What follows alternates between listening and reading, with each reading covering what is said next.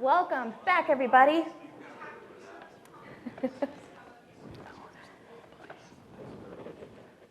So I'm very excited to be joining this panel as the moderator because you guys are going to get a sneak peek into a very exciting project that's in development with MITRE and the University of Washington. This is going to be a little bit of a different panel because we do have Hala Annabi, who is calling in from one of her conferences.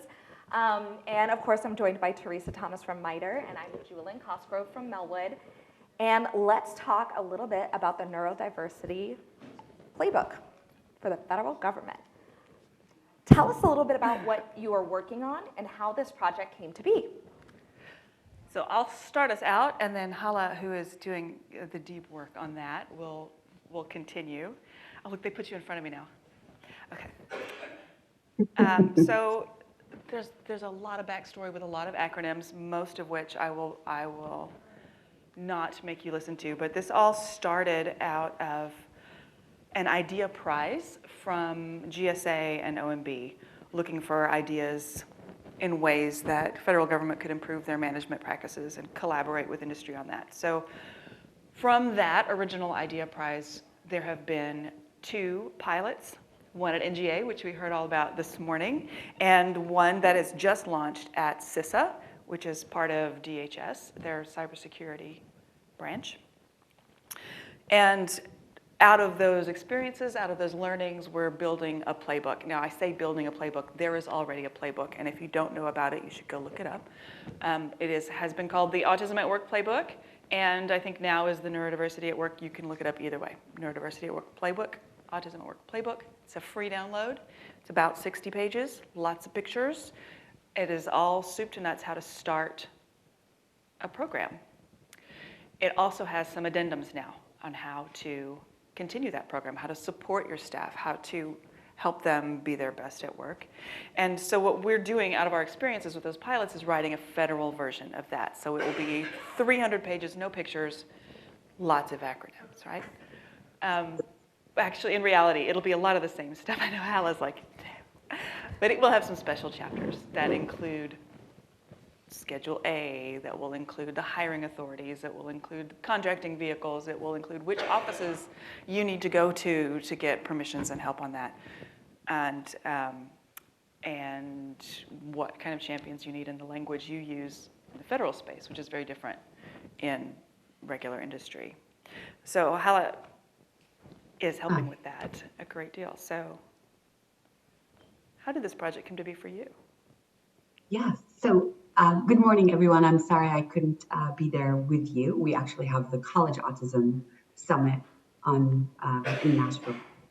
And so the Autism at Work Playbook came about 2018, 2019, because we had a few firms, SAP, Microsoft, EY, and JP Morgan Chase, that had just launched their programs.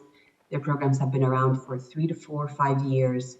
And they wanted to help industry members and government agencies and nonprofits to do the same type of work. But it was taking a lot of time from the firms to continue to share their stories and best practices. So I was having lunch with Microsoft actually at the time, and I said, what is the biggest pain point for the movement? What is prohibiting more and more organizations from doing this? And what has been tasking for you? And he said, we've learned a lot, but we don't have any way to capture that in a way that translates to industry speak, not just research speak. So I can do the research speak, or some of us had been writing about these programs from a research perspective, but not from what have we learned and what would we do better, and what are some of the key questions and any organization who's considering establishing these programs and changing their hiring practices should do. So I volunteered to put together a research team that will collect these best practices systematically, but write them in a way that is translatable to industry and industry speak, rather than just our traditional academic publications. And so we created that in collaboration with SAP, Microsoft, Ernst & Young, and JP Morgan Chase. And we revised it a few years ago to add some virtual elements And that became the first resource that we share with any organization that is interested in learning more about neurodiversity or autism at work at the time, and then neurodiversity. So it became an industry resource of best practices. And what it really is, we call it a playbook because it is a playbook. It provides you a framework, and it also asks you all of the key questions so that you can contextualize the best practices into your organization, which is critical because no one size fits all. And what we do is we identify the best practices in light of principles that then can apply across industries and across settings. And so we created it, we launched it, and we've updated it. And now we are doing the federal version, which I'm very excited about. And I've learned a ton from all of you as we were doing that. So you can see why that would be useful to an agency, right? Because where do I even go? Who do I even ask? What do I even need to know? You don't even know the questions to ask unless somebody walks you through some of it. If you don't have time to go to 50 conferences a year, like some of our friends get to do, we heard about earlier, I'm a little jealous, then you don't even know where to start. And so this is a great starting point. And then the other resources that are out there, that are already there, built from the organizations in the employer roundtable and lots of interviews, help take you beyond that. Yeah. But that first playbook is a way to get started. And so our goal was really to give people the tools and the language and all the resources we can throw at them to get them at least started. Right. So, we've talked a little bit today about Schedule A hiring authority and some of the special hiring authorities that federal agencies have. Why isn't that enough to move the needle? What's the need for this project? There's a couple of things there. One, there aren't enough Daniels out there that are going to take that and run with it. So, sorry, Daniel. It's just not used enough. And a lot of people within the federal government don't even know what it is. And so, for the sake of clarity, the Schedule A hiring authority allows you to skip a lot of the complicated hiring process. It makes it non-competitive. So you can hire somebody for a role without going through all the legal competitive route. It comes with some parameters around it. You have to have a letter that proves you have a disability. There's a broad swath and there's a tiny swath. And the tiny one is targeted disabilities. There's a broader swath for general disabilities. The numbers that they're shooting for are different. 12% for that broader swath that agencies should target, hiring 12% of their workforce with a disability. 2% is people with these targeted disabilities. But they just don't use it because they just don't know it's there, or they don't understand it, or they're afraid of tripping over the rules and regulations and the laws. So that's number one. Number two, that is a great way to get them in the door, but it doesn't address the culture. It doesn't address understanding. It doesn't give people the tools they need to be able to help their employees to thrive. It just gets them in the door. And it's critical, we've been hearing about it this whole time, that the system into which you bring folks is safe and helps them thrive and gets them what they need. And so a program or a playbook helps you understand all of those things. Besides just that door, it helps you arrange your house as well. Yeah. I will add to that, from an agency perspective, there's complexity around how do you create it, but then how do you maintain these roles for long term? But also from the public's perspective, and neurodivergent candidates don't always know or understand Schedule A, but there's language around Schedule A and how it was created that really highlights severe disability and some seemingly challenging diagnosis that is required. So a lot of folks who actually would qualify for Schedule A do not pursue any Schedule A opportunities because either they don't think they can pursue it because of their disability, or they do not want to be considered in the light of Schedule A. And that's a stigma that we have to address with the public, but it does create a barrier for agencies who want to attract a very diverse set of talent that has a disability around neurodiversity that wants to engage in that way. And I want to highlight a couple of elements, or one element in particular that Teresa highlighted. When we think about neurodiversity programs are not just changing your hiring practices, your job description, your interview technique. It's training and social transformation and organizational transformation around being very explicit about how you do your work and how you assess the skill sets that a candidate brings, and then having everyone in your organization recognize the strengths that come in different ways of behaving and being, which is an important catalyst for inclusion across all identities, right? We emphasize that. So Schedule A is helpful for any agency that wants to start these programs. They can leverage that, but you really need to do the work around that, and you need to do the work to reach out to these top candidates and put that program in the light of, we're going to focus on your strengths, your abilities, and create a way for you to thrive. And we want to sustain you in the organization. There's a path to long-term permanent employment. And I think that's a critical component that we have to sometimes break these perceptions of what a Schedule A would look like. So I hope that makes that clear. Yeah. So because we're touching on that, how do you see this as building on what's already been done for the private sector? And, you know, federal agencies are a different animal. What are the special considerations that you're looking at, because federal agencies are kind of unique? Yeah, so there are some differences. So one of the first things that we talk about, and the difference between the two playbooks, is we added an entire chapter that you all help us with. Many of you probably in the room spent some time with Teresa and I talking about the critical mechanisms and structures that already exist in the federal government that support such programs. In industry, we have to talk about the business case, and the business case in a very specific way. But in the federal government, there's a lot more than the business case, and there are functions that actually require such hiring. And so we are going to provide a understanding of the landscape of such programs within all of the great initiatives that already exist in the federal government. So we're highlighting them, we're showing the important resources and practices and principles for hiring across all populations, and particularly for disability community. So that's in one sense. The other sense, you know, hiring people and managing people and leading people to achieve great things is based on managerial principles and cultural principles that are, I don't want to call them universal, but the principles are transferable.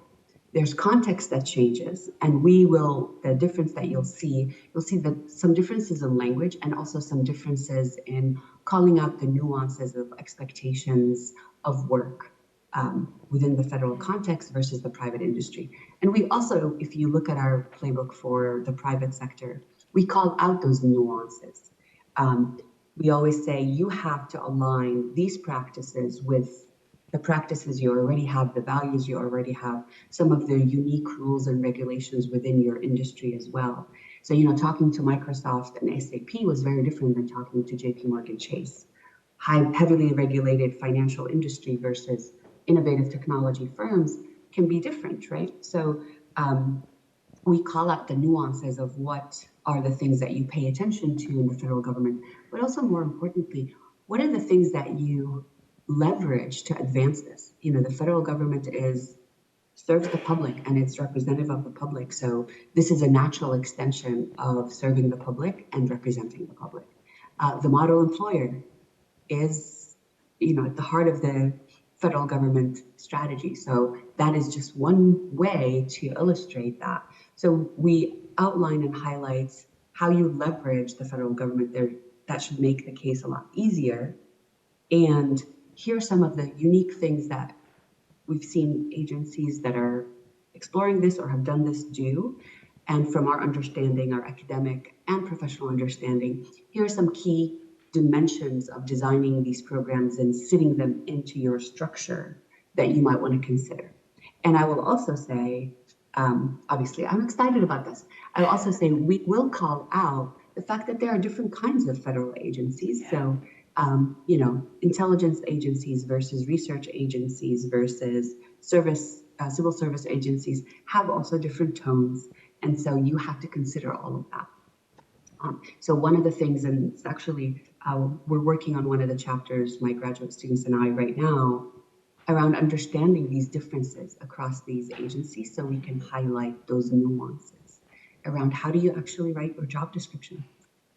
So there's these nuances that we call out the questions, and our challenge is to synthesize them in a few key lessons and a few key questions to guide you, not to tell you exactly what to do, but to guide you to explore that process.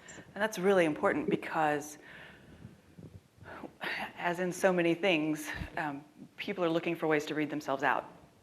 And we did a pilot at NGA, and everybody's like, "That's nice. They're the IC. They can do whatever they want."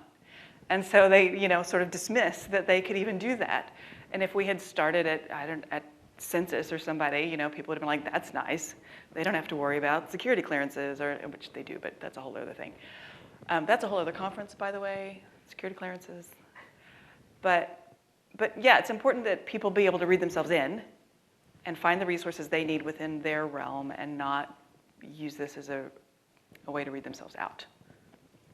That's such a good point. By the way, Hala, I am also excited for this project and can't wait to see it in its final form. So, Teresa, you just talked about how the differences between agencies, just how they can say, "Oh, but that's nice for them," right? So how do these agencies get started, right? What are some of the key things they need to consider as they're starting to build towards that? Like, what's kind of the universal pieces, or if there's even unique pieces too? Well, you wait for the playbook, because that'll answer all your questions. I spent, when I started our program at MITRE, I spent years just learning. Now that was a gift somebody granted me. I had the time on the side to do that. But gathering as much information as you can, because you need to be able to communicate that to other people when you want to share this idea with folks. So find out what's already happening in your agency. I want people to hear this. I have talked to so many people within an agency who have no idea that I've talked to 3 other people in other parts of their agency who want to do the exact same thing, and they're all trying to start from scratch. And a lot of that has to do with just talking a lot. So some of us are better at that than others. But find out, if you can, who else in your agency is already thinking about this, and join forces. Find your allies. It doesn't take long to find the people who are really excited about it if you talk. Nobody hates the idea of neuro-inclusion. Nobody thinks it's dumb. Nobody thinks it's a bad idea. Some people think it's lovely, and some people's heads will explode. They're so excited about it. Those are the people you latch onto and bring along on the ride. And then, God, please, please, please collaborate with your neurodistinct employees that you've already got. You heard that a lot this morning. Ask them what they need. Ask them how it's going. Anything you try to put out or do, pass it by them. Ask them to be a part of it. It is really, really important. If you're having trouble finding those folks, and this was advised to me, and I did it, and it worked, you invite outside speakers in that create that sort of level playing field, give everybody sort of the same kind of language maybe, or help folks feel like you're serious about it, and it becomes a great starting point. Sometimes it's the first person who comes in and speaks, you'll get all kinds of people jumping up. Sometimes it takes 2 or 3. But I learned that was a trick. It worked. I've seen it work a couple of times. And start small. We talked about that a lot today as well. Start small, find out what you don't know, and do it wrong. I like to tell people, you're gonna be wrong. It's gonna be wrong. If nothing else, the language changes almost monthly, and you're gonna be calling it the wrong thing, and that is okay. Please, just do it wrong, and then do it better the next time, and then better the next time. It's okay to start by being wrong. Yeah. Hala? It's funny, one of our key principles, we call it, Teresa calls it do it wrong, I call it iterate, innovate, and iterate and experiment, right?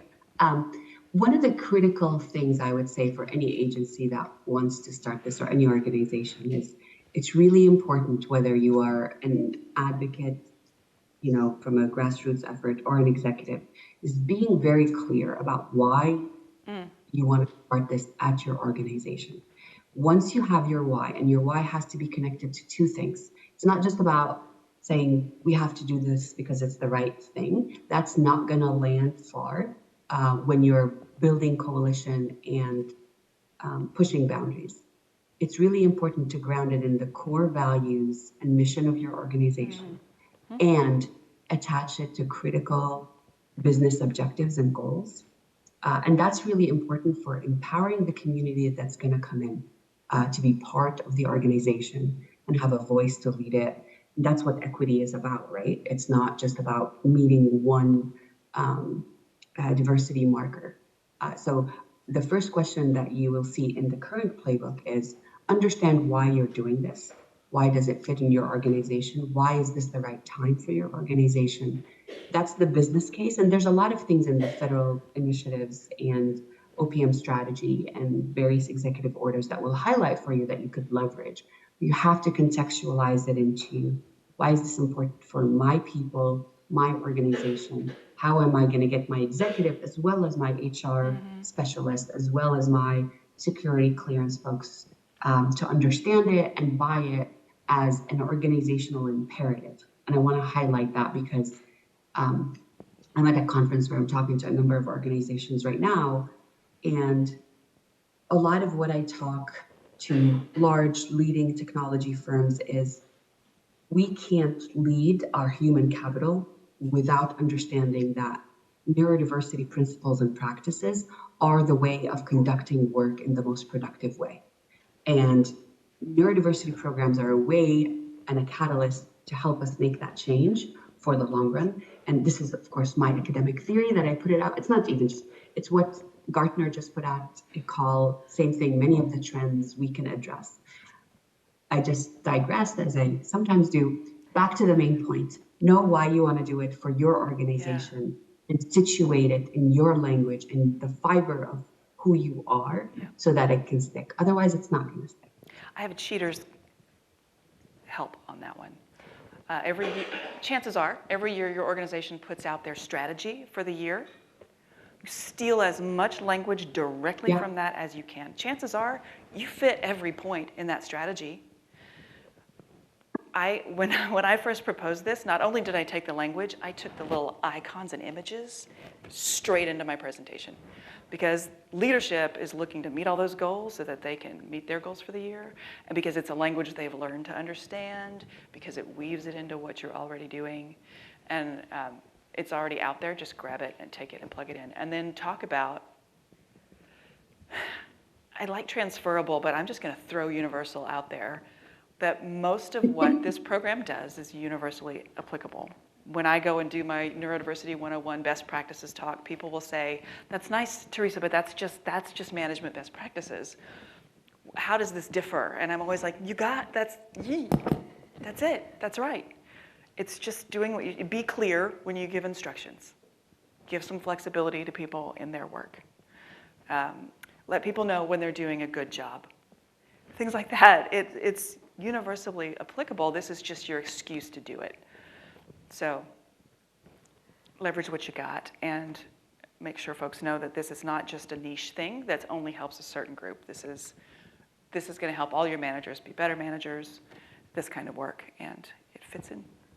I love the concept of using your own words for you, you know what I mean? So what would be the biggest challenge facing the federal sector as it embraces this? What's, if you had to pick one, there may be multiple, but what's the biggest challenge? So one of the things that I've heard from organizations I've met with that have tried this or considering this or championing this, there are certain conceptions about what work in the federal government might look like. Like, for example, you should be at work 8 to 5. And you should come to the office and be in these ways. There are these norms around what a federal agent worker, and the pandemic changed some of that, but we're also going back on some of the flexible arrangements and the differences. So I think challenging traditional norms and traditional ways of evaluating work or a candidate's performance is the biggest challenge for any organization. But I think for the federal government in particular, because we have these notions of public service and being accountable to our community and the taxpayers, breaking out of the norms to question of output and effective work versus traditional norms of evaluating work and effort is going to be the hardest thing. And it's hard for all organizations, but I think it's specifically hard for more traditional organizations and large agencies that have a lot of controls, right? And what I mean by controls are just regulation or specifications or rules and guidelines about what to do, what to wear, what to say, what to use in your work. So you said one. I'm going to stop here because I can give you a book. She is going to give you a book. Yeah. I would boil down most of the struggles I found to fear. Some of it well-founded, right? If I, in my company of 12 people, try to do something and it screws it up a little bit, that affects the lives of 12 people and their families. If you're the federal government and you get it wrong, that's the whole country, who at least are watching, if nothing else. And so, there's some fear of getting it wrong. And in fact, we've got a whole chapter on, is this legal? Because that is the number 3 question. Number 1 is, what about clearances? Number 2 is, can I have data analysts? And number 3 is this legal? We've heard it everywhere. And so, and yes, by the way, spoiler, it is. But that's what we've hit, is that fear of doing it wrong, and the fear of getting in trouble for it, and the fear that it won't go quite right. And so I think that's going to be, and there's the culture change that needs to happen, and of course there's funding. Let's not pretend that's not there. But it comes back to that fear. I don't want to start it because I'm afraid I won't get the funding for it. I don't want to start it because I'm afraid our culture won't be able to pivot enough. And so. Well, that's sort of the next question then, is if you're having to worry about funding or legal questions, how do you get the buy-in at the leadership level to get that level crossed over, especially with the federal government, when it does have so much gravity because it's a federal agency? How do you build the buy-in across leadership? There's a couple of things besides just stealing their own language and throwing it back at them. I always loved that one. But back to that, learning as much as you can and thinking it through as much as you can. Really thinking about your own culture and how your culture works and what you need to happen. For instance, at NGA, how does this need to happen? What is this going to work? Everybody has to be cleared. How do we work something in that's a little bit different than what's normal? But think that through before you go to your leadership. Have something that is flexible but sort of prepackaged. Have those answers to their fears. Be able to say, and this is how it could look for us, or this, give them options. But let them know this is not just some harebrained idea that you've got that sounds wonderful, that you've thought it through, that there is a plan, that very importantly, someone else has done it, and nobody spontaneously combusted. Nor were they called before Congress. It was good. And look, they're even making a book about it. And they got on CBS this morning, and all kinds of fabulous, and Bloomberg, oh my gosh, everybody loved it. So package it up, know what you're saying before you go in, and know how to answer some of those questions that we've talked about that are going to hit their fears. After that, so, what Teresa's, the language I use is make your business case very clear, and your business case has 3 or 4 or 5 components. One is, why is this important to our organization? Stealing their own language, right? The strategy, make that clear and crisp. Translate that when you think about it from a strategic perspective. Here's our goal and our objective. How does it translate to your unit? And how does this talent particularly address that for you? Or how changing that work will address that for you? Critical part of that is addressing that it is a talent acquisition strategy, right? And it's also a competency building strategy, both internal and acquiring that competency. So, and we will, I mean, that's what the playbook is for. The second, I think, because we added a chapter, so the chapters are getting out of order in my head. The second or third chapter is about building the business case. And building the business case is going to be grounded in the federal government, where we give you all the executive orders and benefits that you could put. But also we talk about the critical questions related to business units, human capital management, talent acquisition that you will have to make a case for. So don't go to your leadership before you've outlined what are those key benefits. But also, and this is a question actually that I think it's actually Scott Gibson that raised that to me, is like, what if you don't do this? Can you afford not to do this? What would that look like? And that's a really important question. If we forego 20% of the population, right? Neurodivergent people, 20%. New data is showing that Gen Zers are a lot more, have a lot more neurodiversity than this statistic. But can you afford, as a federal agency, the largest employer in the country, and you can look at each agency, can you afford to overlook 20% of your population? So I think we make the case of why this is really important in very explicit business dimensions and the return on investment. And then also the opportunity cost of not doing this is also something that you have to consider. So I would say we're going to give you the framework to think about these questions, but you're going to have to answer them. Another big quick strategy, I'm doing that actually with a large organization right now. Do your public release, like press release of launching this program and all the great things and best case scenario, and also the worst case scenario, and work back to mitigate that. Like, where are the barriers to that? Like, we're going to do it wrong. What would that mean? So think through that, but don't do it in a bubble and in a vacuum. Talk to your coalition, but also bring a couple of folks that are your devil's advocate, the folks that are going to break down, think of the press, red team, blue team, right? Think about break down that case before you go to the executive folks. So those are some really important strategy I've seen organizations go through. And we will embed some of that in the playbook. We can't put everything in the playbook, otherwise no one will read it. We went through multiple iterations in the past with industry folks to get it to a nice balance, but there's so many other resources and suppliers or providers. I would say also don't do it alone, right? Oh gosh, no. Really, find an agency or a service provider, find a Teresa to partner with to help you build it, because you want some of that expertise and you want people who have gone through it. So I would stop. So for the record, I didn't go it alone either, right? So we brought in Specialist Erna, who came and helped us get the ground underneath us and figure out what neurodiversity was and what it meant and how to accommodate and tap into. But then also we put together an advisory team for the NFW stuff. I didn't know what I was doing. It's questionable whether I do now.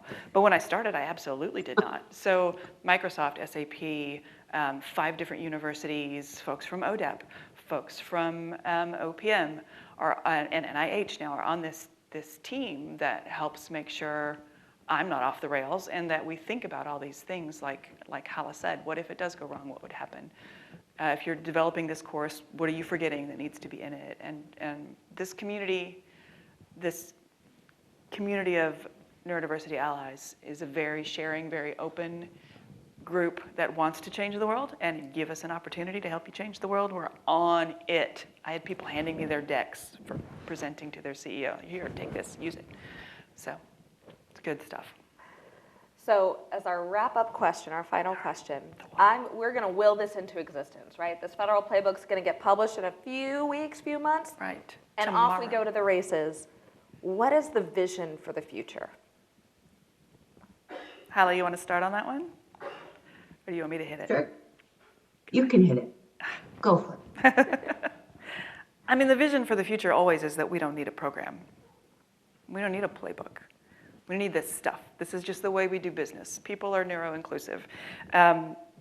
Leadership always thinks about neuro-inclusivity when they make systemic changes, when they put out guidance, when they write their job descriptions. And they don't worry about it, about having neuro-inclusive teams. It's just the norm that we feel comfortable communicating with our managers who are neurodistinct. And I understand my boss is ADHD, so I need to say this thing this way, or dyslexic, so I need to say it instead of writing it down, or those things. And your employees are just naturally looking for neurodistinct folks to go on their teams, right? I'm building a team to do this project. I got to make sure I got somebody who's ADHD. I got to make sure I got somebody who's on the spectrum. I got to make sure I got somebody who thinks differently than I do, that will push those boundaries with us. That should just come naturally at some point, right? That's dream world for me. And then, you know, if this is happening in the federal government, as people come and go, they take that with them out of the federal government as a norm. This is the way business happens. What do you mean the business isn't doing that? This is the way business is supposed to be. I always say to our CEO, Larissa Couts, she always likes to say, like, oh, 60 years from now, maybe Melwood won't have to exist. And I'm like, stop it. but exactly right. Like, that's the dream. The vision of the world is that we don't necessarily have to have all these specialized programs because, gosh, we're all just doing this together, right? Something that Assistant Secretary Taryn Williams said this morning is that disability is part of the natural human condition. This is as everyday as anything else, and we know that, so let's act like it. Hala, we'll give you the closing word. What is the vision for the future for you? Yeah, I will echo Teresa's vision, right? Our vision is for neuro-inclusive practices to just be the practices of management that are embedded in the way we think of talent, in the way we think of differences, right?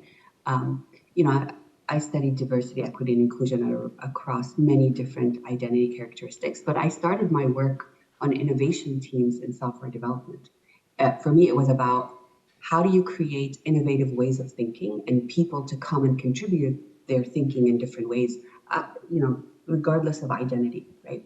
And a big part of what we saw is when you have people who think differently, who are cognitively different, they process information differently, they look at information differently, they analyze in different ways, they perceive different signals in the community, in their environment. There's more likelihood for creativity, there's faster problem solving that leads to innovation and productivity. And that comes in many different forms, right? Neurodiversity is one really rich form that creates cognitive diversity. I think future and ideally, we recognize that and value that in real ways. And what I mean by that is that our work practices, our managerial practices, our orientations and evaluation recognizes that and values that rather than shies away from that because it doesn't meet these social norms. So that means that we might not have programs, we might not have special organizations, but we have all the functions to support those who need help with executive function, those who need some flexibility. But our work allows that and normalizes that for all employees, regardless of what diagnosis or identification or identity characteristics they come with. It's like, tell me how.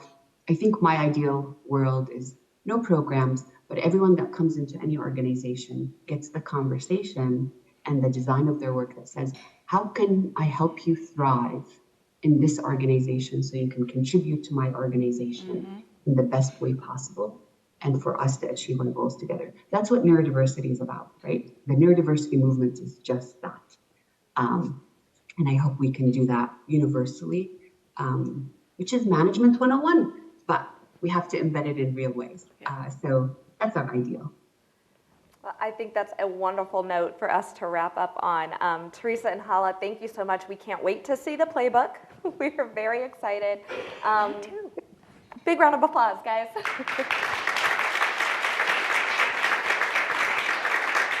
Thank you all. So lunch is about to be served, so you can stay here. A reminder to please visit the Source America Resource Fair next door. We will be reconvening to start our next panel at 1. Thank you. No Q&A?